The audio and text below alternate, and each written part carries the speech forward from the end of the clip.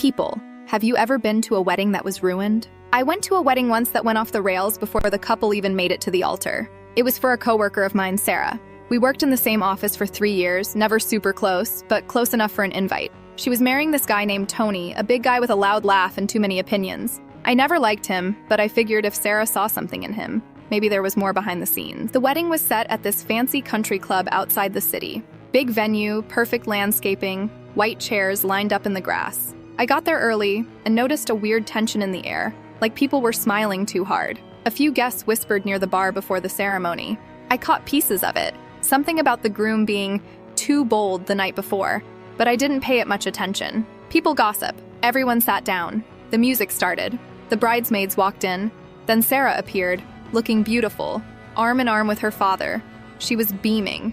It was the kind of smile you see on movie posters. But when she reached the front and stood across from Tony, something shifted. The officiant started the ceremony, said a few words, and then Tony leaned in and said something to Sarah. Just a few words, barely audible. Her smile dropped. At first, it looked like a glitch, like maybe she was just nervous. But then she turned to him, whispered something back, and suddenly they were arguing. No shouting, not yet, just intense, low talking. The officiant tried to keep going, stumbling through the next line. Then Sarah stepped back. Loud enough for the first few rows to hear, she said, "Tell them what you did." Tony shook his head. "This isn't the time." She didn't move. "Do it." The officiant froze.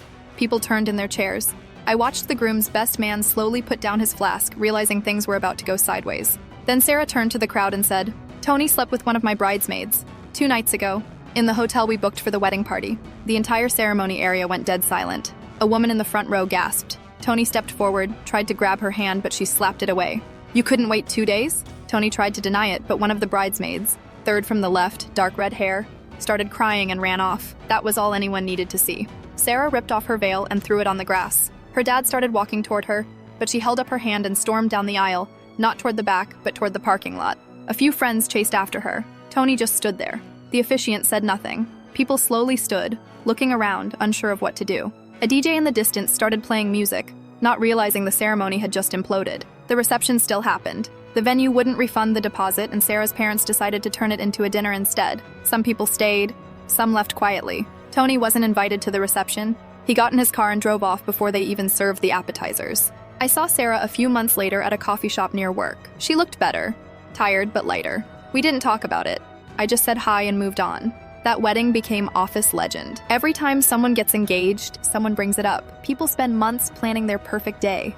One bad decision can erase all of it in 10 seconds.